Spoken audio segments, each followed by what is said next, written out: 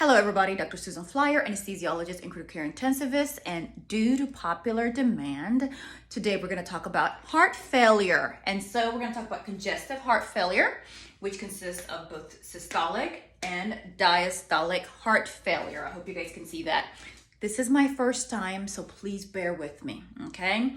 So when most people think about heart failure, we're mostly thinking about systolic heart failure, which is basically the squeeze, the function of the heart when it's squeezing and pumping blood out into your lungs, into your systemic circulation. Most often systemic circulation, because that's really what we think about is how your heart is perfusing your body.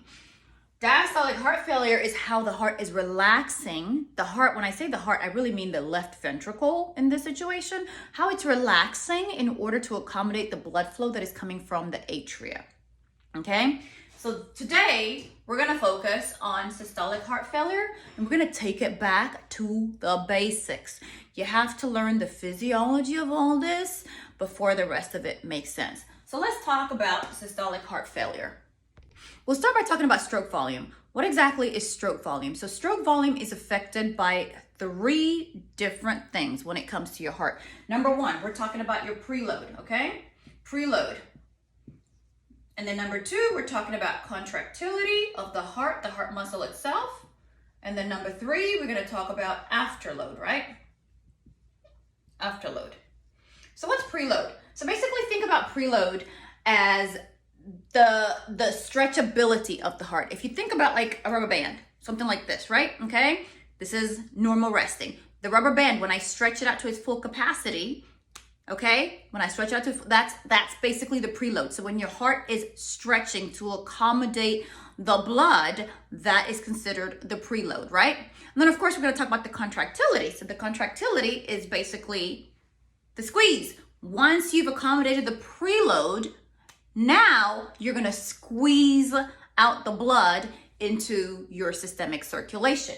That is your contractility. And the afterload in the heart, when we're talking about the afterload, we're talking about the pressure, the backflow of pressure from the aorta that the heart has to pump the contractility against. So if the heart is pumping against, let's just say a blood pressure of 120 systolic versus 180 systolic, it's going to be easier for the heart to pump against a blood pressure of 120 systolic versus one that's 180, obviously, because now you have to accommodate larger forces. This is all the physics that we learn in undergrad in order to push the blood out into the systemic circulation. So all these three together determine your systolic function and your stroke volume.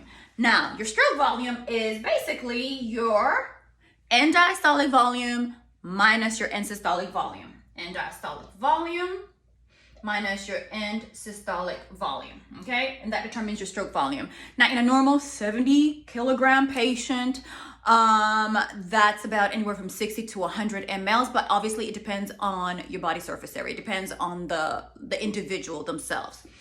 And let's talk about your ejection fraction. So when we're determining your stroke volume, we're talking about basically milliliters, right? Ejection fraction is percentage. So your ejection fraction is your end diastolic volume minus your end systolic volume over your end diastolic volume. So let's think about it. Diastole, what's happening in diastole? In diastole, your heart is relaxing and accepting the blood from the atria. Your ventricles, I should be more specific. It's relaxing, it is accepting the blood coming from the ventricles, and at its full capacity, that is considered your end diastolic volume, okay? And then once it's relaxed and it's accepted the full capacity of the volume coming from your atria, it's going to contract. And at that point, when it's contracted at its maximal capacity, you're going to have your end systolic volume. So you measure that and then you divide it by your beginning end diastolic volume, and you get your ejection fraction, which, like I said, is in percentages and normally is about 55%. So somebody who has congestive heart failure with a systolic congestive heart failure with a stroke volume that is low you're going to have an ejection fraction that is 55. Oh, Lord. Bear with me. 55% or less. So that's what most people are thinking about when we're talking about systolic heart failure. We're talking about the pumping and the squeezing of the actual heart as it is squeezing blood out into your circulation. And when we talk about, this is mostly the left heart. So when we talk about the right heart, if you look at an echo report, it's going to talk about your systolic volume, your systolic function and your EF as it relates to the left side of the heart. And it's going to talk about your RV on a separate part of your echocardiogram report.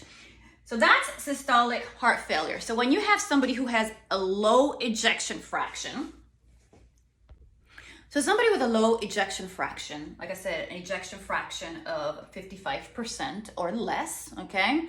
What do you think is gonna happen to that blood flow? If it's not going forward into the aorta, if it's not going forward into the systemic circulation, where is that blood going to end up? So here we are. Here's the heart. Bear with me. I am not an illustrator, okay? So here's your heart. Da-da-da. These are your two atria. And then you got your ventricle here, and then you got your bigger ventricle here. Okay, so you're talking about over here. This is your RA, your right atrium, your left atrium. You've got your septum in between. And then down here below, you got your other septum, your interventricular septum.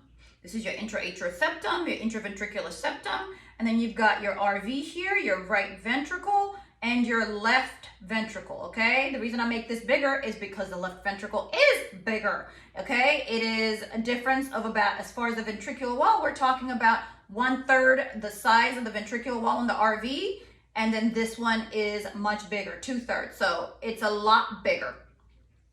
And that's where your ejection fraction comes from, right? So if your ejection fraction is less than 55%, and we're talking ejection fraction, we're talking LV here, okay? LV pumping blood out into your systemic circulation through your aorta. So if your ejection fraction is less than 55%, right? You're going to have blood flow, blood that is congesting. Basically, it is staying behind in the left ventricle, okay? So what's going to happen when you have extra blood here that is not going forward, because now your ejection fraction is compromised, your heart is not squeezing as well. This blood flow is going to go back through your mitral valve, okay? Mitral valve, this is this one right here. It's going to go back into your mitral valve. It's going to increase the volume in your mitral valve. It's going to increase the pressure in your mitral valve. And then what's going to happen? You're going to have backflow into your lungs, okay? Because you have now increased pressure going back into your left atrium, increased blood volume, and it's going to go back into your lungs. And that's why you have patients who come in with systolic heart failure and they have pulmonary edema, because you have this flow of blood that is basically, some of it is going forward like it's supposed to, but there's still some that should be going forward that is now staying in the left ventricle, and because of the congestion of the left ventricle, the pressures are going to transmit backwards, and then they're going to transmit into the left atrium, and they're going to go back into the lungs, and you're going to have a pooling of blood in the lungs, and you're going to have that crackling and that pulmonary edema that happens with congestive heart failure exacerbation, okay? Now, what happens if it's heart failure from the right side? Same thing. Even though we don't really talk about it as much, especially when you talk about like an echo report, same thing is happening. So if you have blood that is pulling from the right side, okay, same thing's going to happen. You're going to have it go back, okay, through the tricuspid valve, back into the right atrium. And so now where is it going to go? It's going to go back into your IVC.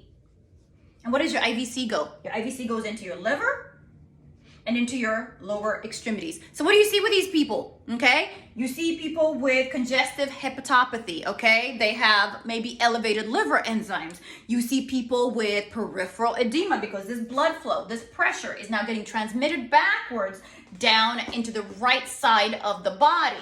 And then you're gonna see people sometimes with also kidney failure from congestive nephropathy. So all this is basically telling us that if blood is not going forward from the right side of the heart, okay, into the pulmonary arteries, okay, into the lungs, it's going to basically stagnate, congest in the right ventricle, increase the pressures here. The pressures will be transmitted back into the right atrium. From the right atrium, they'll be transmitted back into the right side of the body. Same thing is going to happen with the left side. If your systolic function is impaired on the left side, blood flow is just going to start going backwards, and it's going to settle into your lungs, and you're going to have pulmonary edema. So that is the topic of today. Systolic heart failure in a nutshell, less than 10 minutes. Please let me know down below if all this makes sense, if you guys have any questions, and next time we can talk about diastolic heart failure. Thank you.